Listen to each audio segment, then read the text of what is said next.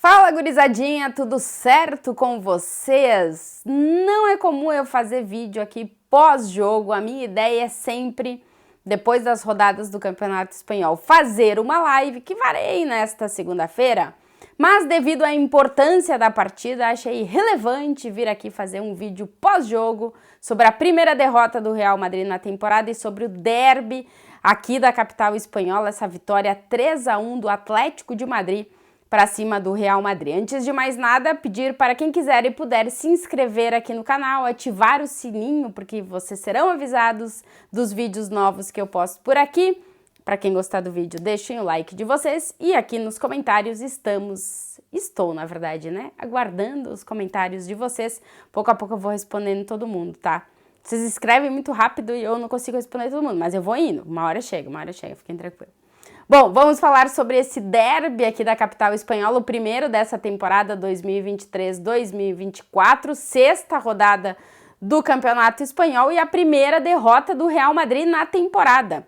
O time tinha jogado tudo até agora no Campeonato Espanhol, tinha vencido todas as partidas e na estreia na Liga dos Campeões também. Destacar que a grande maioria das vitórias do Real Madrid, ou pelo menos as últimas relevantes, tinham vindo de viradas. E o Real Madrid, de novo, saiu e começou a partida perdendo muitos gols que esse time de Carlo Ancelotti sofre nos inícios das partidas e precisa tentar correr atrás do resultado. Já vou falar um pouquinho mais especificamente sobre o Atlético e depois também especificamente sobre o Real Madrid. Antes de mais nada, só para trazer os dados para vocês, a partida terminou 3-1 para o Atlético de Madrid.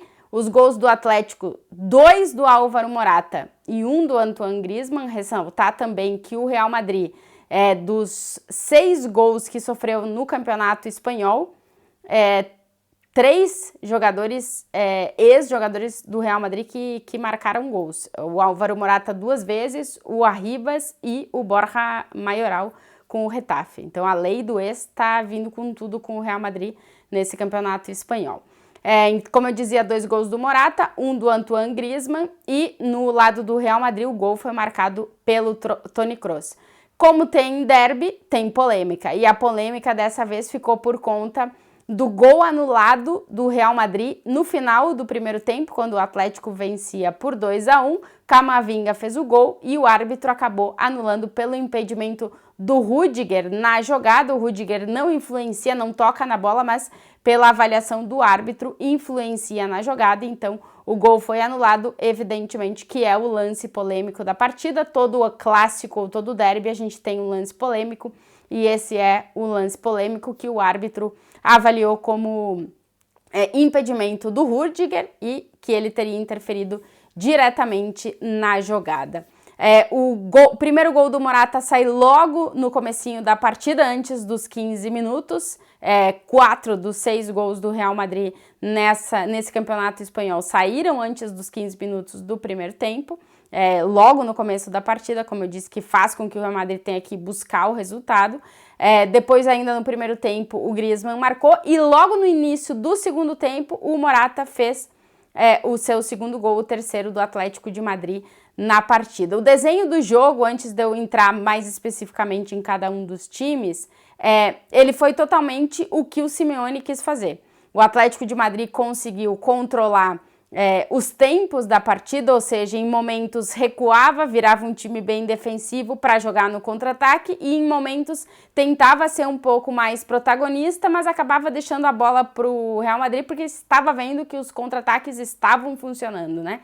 Que quando o Real Madrid perdia a bola, o Atlético conseguia criar alguma coisa. Então, em linhas gerais, o Atlético de Madrid teve menos posse de bola, bem menos, teve menos toques na bola, isso ficou por conta do Real Madrid, mas o domínio de espaços e o domínio das ocasiões mais claras ficaram para o lado realmente do Atlético de Madrid. O Real Madrid teve o dobro de chegadas, de ocasiões criadas, mas o Atlético de Madrid foi, e teve mais também finalizações no gol, mas o Atlético de Madrid foi mais efetivo, finalizou no gol 4 vezes, marcou 3 gols, o Real Madrid finalizou no gol 5 vezes e só conseguiu marcar um gol.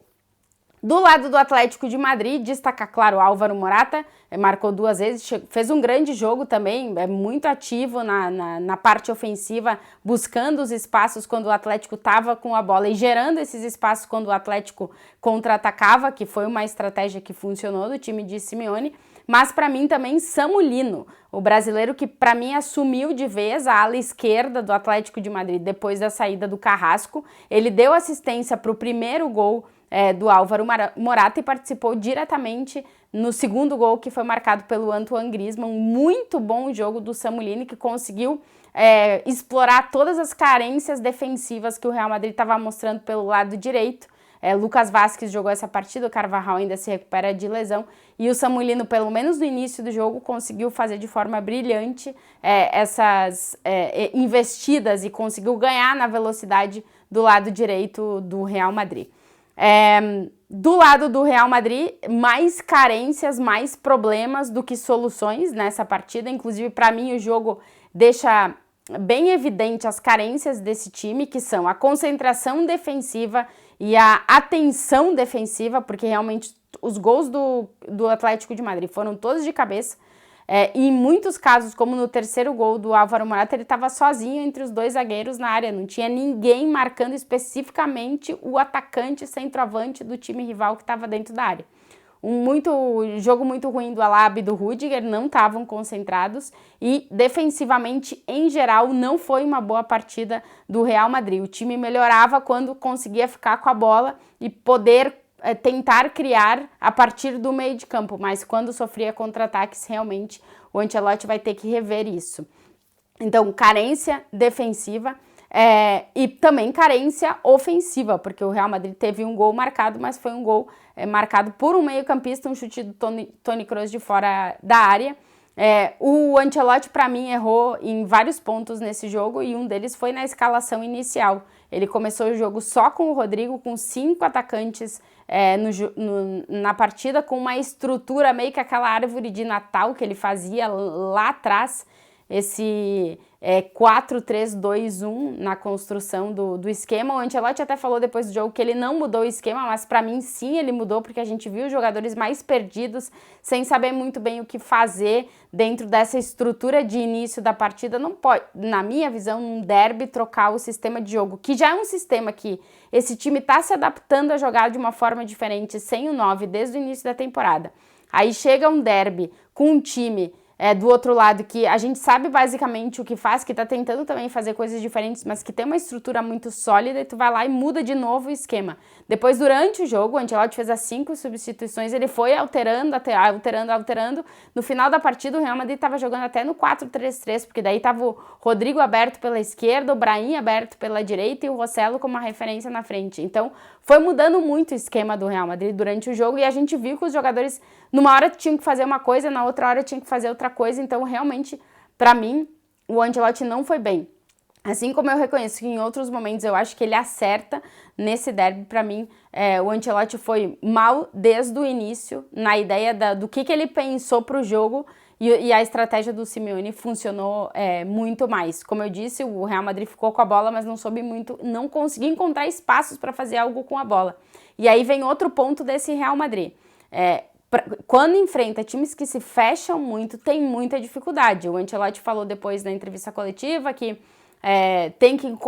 que é muito mais difícil atacar times que se fecham. É muito mais difícil porque tu não consegue encontrar os espaços. Mas se tu sabe que o time vai jogar dessa forma, mesma coisa com o União Berlim. Tu tem que encontrar soluções para poder atacar esse time. Abre mais os pontas, tenta colocar por dentro jogadores que tu consegue surpreender, joga mais rápido, mais na velocidade, puxa o time mais para fora para poder contra-atacar. Não sei, eu não sou treinador de futebol, mas tem alternativas para conseguir jogar contra times assim. Então algo que o Real Madrid vai ter que trabalhar, porque muitos times vão jogar dessa forma contra o Real Madrid. Isso é uma coisa que a gente já sabe. Depois o ponto do Bellingham hoje não esteve bem na partida, mas daí eu destaco, eu coloco meio que todo mundo nesse bolo, porque realmente hoje ninguém foi bem na partida, acho que nem o Ancelotti, nem a maioria dos jogadores. Para mim, o único que realmente deu para ver que hoje estava tentando fazer algo diferente e estava com aquela linha de acerto que costuma ter foi o Toni Kroos. mas mesmo assim ele também sentiu nesse início de jogo, não sabia muito bem onde é que era o lugar dele e com quem é que ele podia conectar em que momento. Achei o Real Madrid bem perdido nesse sentido. E aí, para mim, eu coloco na conta do Ancelotti essa derrota, porque eu acho que podia ter começado de outra forma e podia ter encontrado soluções ou mais rápidas ou diferentes durante a partida. Depois do jogo ele até falou que ele assume toda a responsabilidade, que ele tá acostumado em ser um técnico, os técnicos de grandes times têm que estar acostumados a isso, e ele disse que ele assume a responsabilidade, e eu realmente acho que a grande parte da responsabilidade é dele. Assim como eu acho que grande parte da responsabilidade da vitória do Atlético de Madrid foi do Simeone, que conseguiu ler melhor o adversário do que o Carlo Ancelotti. Com essa derrota, o Real Madrid perde a liderança do campeonato espanhol, porque estava 100% até então, e agora o líder é o Barcelona, com 16 pontos, mas o Girona, segundo colocado, também tem 16 pontos, e o Barça só está na liderança pelo saldo de gols. O Girona é um capítulo à parte, eu quero ver se eu consigo parar aqui para fazer um vídeo para falar para você sobre o Girona, sobre o Savinho, porque realmente o início de campeonato espanhol do Girona é impressionante. O Barcelona parece que reencontrou a forma de jogar e a forma de vencer. Ontem conseguiu uma virada e conseguiu somar os 3 pontos em casa num jogo que começou complicado para o Barça, que também não foi um bom jogo do Barcelona, mas conseguiu a virada e conseguiu os 3 pontos. E o Real Madrid agora é terceiro colocado com 15 pontos e o Atlético de Madrid é quinto colocado com 10 pontos, mas tem um jogo a menos, aquele jogo contra o Sevilla, que foi trocado de data porque caiu o mundo aqui em Madrid e não teve como jogar. Então, o Atlético de Madrid ainda pode encostar mais na galera que tá mais na parte de cima da tabela, e vamos ver se o Simeone consegue reajustar esse Atlético de Madrid para não ser esse time irregular que a gente está vendo dentro desse início de temporada. Faz jogos muito bons, consegue encontrar muitos gols, é um time que já tem, quando faz bons jogos, costuma marcar bastante, né? Costuma encontrar o gol de uma forma mais direta, mas quando não faz bons jogos, de nenhuma forma consegue se encontrar. Então vamos ver se o Simeone consegue encontrar essa regularidade, e o Ancelotti vai ter que ajustar esse Real Madrid. Porque agora começam jogos de 3 em 3 dias, e aí já não tem tanto tempo para trabalhar as coisas. Então vai ter que definir realmente um esquema de jogo, vai ter que apostar por ele, independente das peças, porque senão vai ser o caos que foi nesse derby aqui da capital espanhola. O Atlético de Madrid tinha uma vitória nos últimos 14 derbys no campeonato espanhol e conseguiu de novo vencer o Real Madrid, um resultado que é muito importante, porque pensando lá para frente em se os dois chegam bem para frente na disputa pelo título e tal, depois conta o confronto direto no Campeonato Espanhol. Então é um resultado importante por diferentes motivos para esse Atlético de Madrid. Bom, gente, era isso. Queria só vir aqui trazer para vocês o meu resumo deste derby da capital espanhola, que terminou com vitória do Atlético de Madrid e com recorde de público no Estádio Metropolitano, que aumentou a sua capacidade para essa temporada, e a gente teve mais de 69 mil pessoas assistindo essa vitória do Atlético de Madrid para cima do Real Madrid. Se vocês chegaram até o final deste vídeo e ainda não estão inscritos, por favor, quem puder e quiser, te inscreve aqui no canal, porque ajuda o canal a crescer. Dá like no vídeo se vocês gostaram, porque também faz com que esse vídeo seja entregue para mais pessoas, e eu sempre espero os comentários de vocês. Um beijo, um bom final de domingo aí para todo mundo.